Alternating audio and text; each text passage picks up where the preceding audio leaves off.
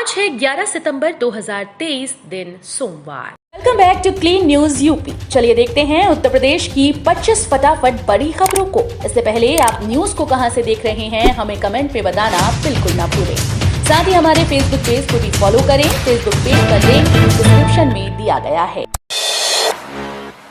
जिले में जल्द दौड़ेंगी 100 पीएम बसेस, 5 एकड़ जमीन की तलाश।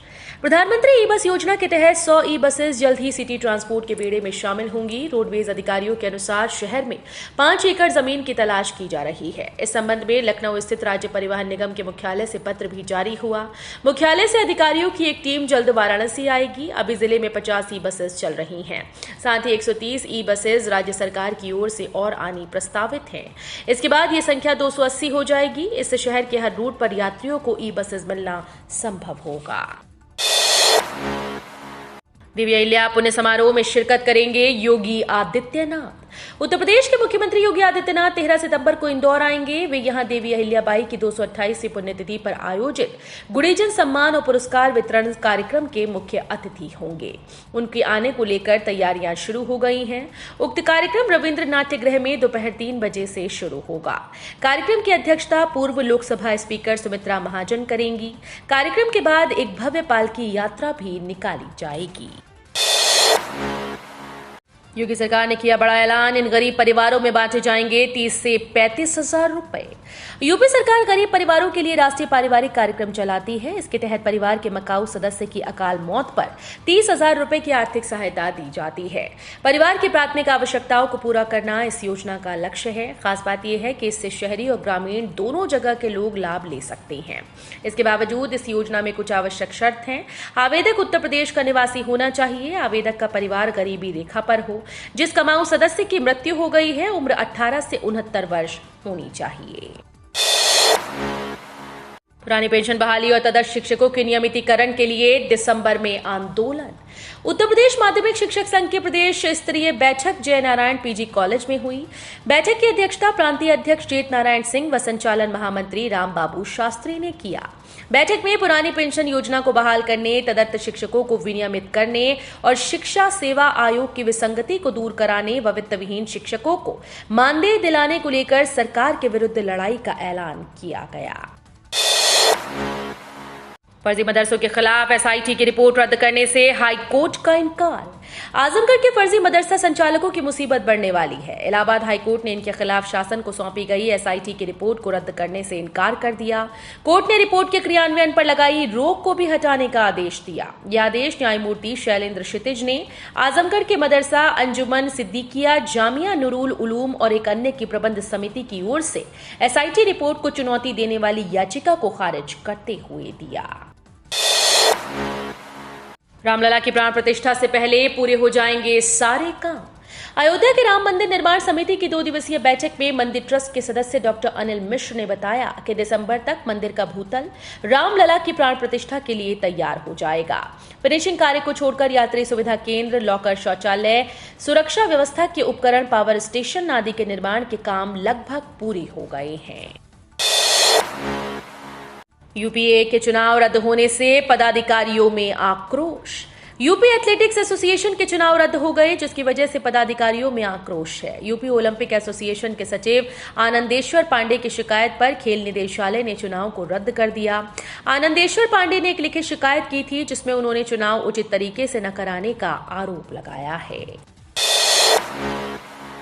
विपक्ष दिल थाम कर बैठे, कहीं कलेजा न फट जाए, बोले राजभर। घोषी उपचुनाव जीतने के बाद विपक्षी पार्टी यूपी राजभर पर लगातार निशाना साध रही है। विपक्षी नेताओं का कहना है कि राजभर को अब मंत्री नहीं बनाया जाएगा। इस पर उन्होंने एक चैनल को दिए इंटरव्यू में कहा कि विपक्षी दिल थाम कर बैठे, कहीं उनका कलेजा न फट जाए। एनडीए के मालिक विपक्ष के मालिक नहीं हैं, उनकी मर्जी से कुछ नहीं होगा। एनडीए के मालिक पीएम मोदी, अमित शाह और नड्डा जी हैं, वो फैसला लेंगे। यूपी के हर जिले में खुलेंगे आधुनिक आवासीय संस्कृत विद्यालय, होंगी हाईटेक सुविधाएं। प्रमुख प्रदेश में संस्कृत शिक्षा को बढ़ावा देने और संस्कृत शिक्षा के प्रति बच्चों का रुझान बढ़े, इसके लिए सरकार प्रदेश के हर जिले में आवासीय संस्कृत विद्यालय खोलने जा रही है। नए संस्कृत आवासीय स्कूल आधुनिक सुविधा संपन्न होंगे। कॉन्वेंट स्कूल्स की तर्ज पर स्थापित होने वाले इन विद्यालयों में संस्कृत में माहौल होगा और ज्यादातर स्मार्ट क्लास होंगी। आधुनिक विषयों का समावेश कर एनसीईआरटी की पुस्तकों से पढ़ाई होगी। सावधान रहें, यूपी के शहर में सस्ते फ्लैट के नाम पर चल रही ठगी। प्रयागराज में बड़े बिल्डर्स के नाम से प्रधानमंत्री आवासीय योजना के तहत मकान दिलाने का झांसा देकर लाखों की ठगी का मामला सामने आया। जीटी रोड पर मकान का झांसा देकर दर्जनों लोगों से एक युवक ने लाखों रुपए की ठगी की। पीड़ितों ने आरोपी को पकड़कर धूमनगंज पुलिस को सौंप दिया। पुलिस ने एफआईआर दर्ज कर आरोपी को गिरफ्तार कर लिया है। धर्मवीर मार्ग सुलेम सराय निवासी शमर केसरमानी समेत कई लोगों ने शशांक चंद्रा के खिलाफ लाखों रुपए की ठगी की एफआईआर दर्ज कराई है। 12 सितंबर से बचेगा फ्री गेहूं चावल, इन लोगों को 3 महीने की चीनी भी मिलेगी। राशन का निःशुल्क वितरण 12 से 23 सितंबर तक किया जाएगा। इस बार अंत्योदय कार्ड धारकों को 3 माह की चीनी भी मिलेगी। डीएसओ विजय प्रताप सिंह ने बताया कि इस माह अंत्योदय कार्ड धारकों को 18 रुपए प्रति किलो की दर से जुलाई, अगस्त और सितंबर की 3 किलो चीनी मिलेगी। अंत्योदय कार्ड धारकों को 14 किलो गेहूं, 21 किलो चावल, कुल 35 किलो राशन का मुफ्त वितरण होगा।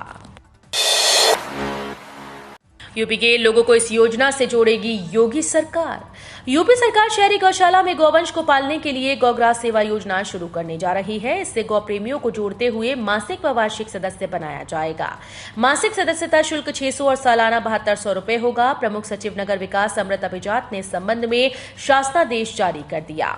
इस योजना से मिलने वाले पैसे से गायों के लिए गुड़, सेंधा नमक, चोकर, हरा चारा आदि की व्यवस्था की जाएगी। इसके साथ ही गौशाला में प्रति गौवंश के भरण पोषण के लिए चारे पर आने वाले मासिक खर्च को ध्यान में रखते हुए प्रति गौवंश 900 और 11,000 सालाना भुगतान करने वालों को गोद भी दिया जा सकता है। ग्रेटर नोएडा में सजेगा यूपी इंटरनेशनल ट्रेड शो। 3 दिन में 2000 से ज्यादा एग्जीबिटर्स के उत्पादों की होगी प्रदर्शनी। ग्रेटर नोएडा में 21 से 25 सितंबर तक होने वाले यूपी इंटरनेशनल ट्रेड शो 2023 में उत्तर प्रदेश के 2000 से ज्यादा एग्जीबिटर्स अपने अपने उत्पादों का प्रदर्शन करेंगे। इसमें प्रदेश के शिल्पकलाओं के साथ ही नव उद्यमियों की मेधा से सृजित उत्पादों से दुनिया भर के खरीदारों तक पहुंच बनाने का प्रयास होगा। इसके अलावा इंटरनेशनल ट्रेड शो परिसर में hall of town of export excellence में यूपी के 12 शहरों की उत्कृष्ट शिल्पकलाओं का प्रदर्शन किया जाएगा। गोरखपुर यूनिवर्सिटी में ऑनलाइन फीस जमा कराने की बड़ी डेट। गोरखपुर यूनिवर्सिटी में ऑनलाइन फीस जमा कराने की डेट 12 सितंबर तक बढ़ा दी गई। कुल सचिव प्रोफेसर शांतनु रस्तोगी ने बताया कि स्नातक और परास्नातक के छात्र अब 12 सितंबर तक फीस जमा कर सकते हैं। जिन छात्रों ने अभी तक फीस नहीं जमा की वो उक्त तिथि तक फीस जमा कर दें, अन्यथा इसके बाद तिथि नहीं बढ़ाई जाएगी। 15 सितंबर तक हड़ताल पर रहेंगे वेस्ट यूपी के वकील। 16 को फिर होगी मीटिंग। हापुड़ कांड को लेकर हाईकोर्ट बेंच केंद्रीय संघर्ष समिति पश्चिमी उत्तर प्रदेश ने एक bar council of Uttar Pradesh के फैसले से असहमति जाहिर करते हुए 15 सितंबर तक हड़ताल की घोषणा कर दी है। मेरठ, हापुड़ समेत पश्चिमी उत्तर प्रदेश में अधिवक्ता 15 सितंबर तक न्यायिक कार्य से विरत रहेंगे। भारत कहने में आखिर क्या परहेज। गुलामी के दिनों में अंग्रेजों ने नाम दिया था इंडिया। योग गुरु बाबा रामदेव रविवार की दोपहर काशी पहुंचे। उन्होंने इंडिया और भारत पर चल रहे विवाद पर अपनी राय जाहिर करते हुए कहा कि कुछ चंद लोग इंडिया कहने में गौरवान्वित महसूस करते हैं। अपने देश का नाम इंडिया तो था ही नहीं, बल्कि गुलामी के दिनों में ब्रिटिशों का ये दिया हुआ नाम है। आखिर भारत कहने में परहेज क्या है। जंगमबाड़ी मठ पहुंचे बाबा रामदेव ने बातचीत में कहा कि ज्ञानवापी मुद्दे पर वहां एएसआई सर्वे हो रहा है। जहां तक पिलर की बात है तो वो सिर्फ मंदिरों में होता है, किसी मस्जिद में पिलर नहीं होते। एआई, मशीन लर्निंग और डेटा साइंस की बढ़ेंगी 10,000 सीट। संबद्ध संस्थानों की संख्या भी अधिक होगी। सुप्रीम कोर्ट से मिली राहत के बाद एकेटीयू में संबद्धता और प्रवेश प्रक्रिया तेज हो गई। विश्वविद्यालय प्रशासन ने नए सत्र में 85 संस्थानों में artificial intelligence, machine learning, cyber security, data science आदि आधुनिक विषयों के नई ब्रांच व सीट्स को बढ़ाने को हरी झंडी दे दी है। वाराणसी से वेरावल के बीच चलेगी ट्रेन। विश्वनाथ धाम से सीधे जुड़ेगा सोमनाथ धाम। विश्वनाथ धाम से सोमनाथ धाम अब सीधे जुड़ेगा। वाराणसी से वेरावल गुजरात के लिए नई ट्रेन का परिचालन किया जाएगा। 11 सितंबर को वेरावल स्टेशन से विशेष ट्रेन चलाकर उद्घाटन की औपचारिकता पूरी की जाएगी। ये ट्रेन प्रत्येक बुधवार को बनारस जंक्शन के लिए प्रस्थान करेगी। वहीं वेरावल से हर सोमवार को ट्रेन का परिचालन किया जाएगा।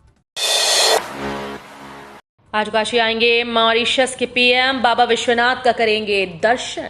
मॉरिशस के प्रधानमंत्री प्रविंद्र कुमार 2 दिवसीय दौरे पर आज सोमवार को वाराणसी आएंगे। पीएम श्री काशी विश्वनाथ धाम में दर्शन पूजन करेंगे। वहीं शाम को दशाश्वमेध घाट पर विश्व प्रसिद्ध गंगा आरती देखेंगे।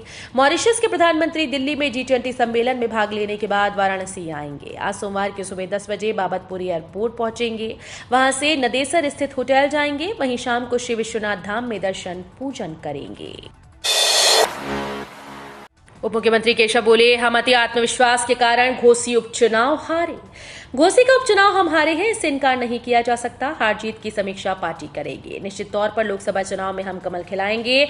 भारतीय जनता पार्टी का गठबंधन वहां जीतेगा। उपचुनाव में हम सभी को अति आत्मविश्वास था, जिस कारण हारे हैं, लेकिन हार को जीत में बदलने में समय नहीं लगता। अखिलेश यादव जब मुख्यमंत्री थे तब सपा साफ हो गई थी। 2022 में वो सरकार बना रहे थे, लेकिन नहीं बना पाए। एक सीट जीत लेने से वो जो गुब्बारे की तरह फूल रहे हैं, जनता उनकी हवा निकाल देगी। यूपी में होने जा रही मूसलाधार बारिश, मौसम विभाग ने जारी की चेतावनी। उत्तर प्रदेश, राजस्थान समेत कई राज्यों के लिए आने वाले दिनों में बारिश का अलर्ट जारी किया गया। मौसम विभाग ने बताया कि पूर्वी राजस्थान, मध्य प्रदेश, उत्तर प्रदेश में आज 11 सितंबर को मूसलाधार बारिश होने जा रही है, जबकि नॉर्थ ईस्ट इंडिया में अगले 3 से 4 दिनों तक भारी बरसात होगी। इसके अलावा उड़ीसा, छत्तीसगढ़ में 12 सितंबर से भारी बारिश होगी। हिंदुस्तान पाकिस्तान का फिर से बारिश ने बिगाड़ा खेल। भारत पाकिस्तान के बीच कल खेला गया मैच बारिश की वजह से स्थगित कर दिया गया, जिसके चलते मुकाबला अब रिजर्व डे में चला गया है। दोनों टीम्स के बीच मैच आज दोपहर 3 बजे से 24.1 ओवर के आगे से खेला जाएगा। भारत का स्कोर 147/2 है। बता दें कि आज भी कोलंबो में बारिश की आशंका है। सहारा इंडिया की ओर से आया बड़ा अपडेट, सभी के खातों में रिफंड मिलना शुरू। सहारा निवेशकों के लिए बड़ी खबर है। जिन लोगों का पैसा सहारा इंडिया कंपनी में फंसा हुआ था, उन्हें उनका पैसा मिलना शुरू हो गया। सहारा इंडिया कंपनी में रखा पैसा सीधे निवेशक के बैंक खातों में ट्रांसफर किया जा रहा है। ये पैसा उन निवेशकों के खाते में भेजा जा रहा है जिन्होंने सहारा इंडिया रिफंड पोर्टल पर पंजीकरण कराया है। G20 समिट के दौरान पन्नू की धमकी। दिल्ली में G20 समिट के दौरान खालिस्तानी आतंकी गुरपतवंत सिंह पन्नू ने एक बार फिर से धमकी देकर माहौल खराब करने की कोशिश की है। उसने गुरुग्राम के हुडा सिटी फ्लाईओवर पर खालिस्तानी झंडा फहराने का दावा किया और पीएम मोदी को धमकी दी। वीडियो जारी कर उसने कहा कि दिल्ली में खालिस्तानी झंडा फहराने और नारे लिखने के बाद अब गुरुग्राम में झंडा फहरा दिया है। इसमें लिखा है, पंजाब भारत का हिस्सा नहीं है। G20 में 5 बड़ी खुशखबरी। नई दिल्ली घोषणा पत्र पर सहमति। India middle east Europe connectivity corridor launch. Global biofuel alliance launch. PM Modi की पहल पर G20 में अफ्रीकन यूनियन की एंट्री। भारत अमेरिका के बीच 6G टेक्नोलॉजी को डेवलप करने पर सहमति बनी। तो ये थी आज की 25 फटाफट बड़ी खबरें। अगर आपको न्यूज पसंद आई हो तो वीडियो को लाइक और शेयर जरूर करें। धन्यवाद।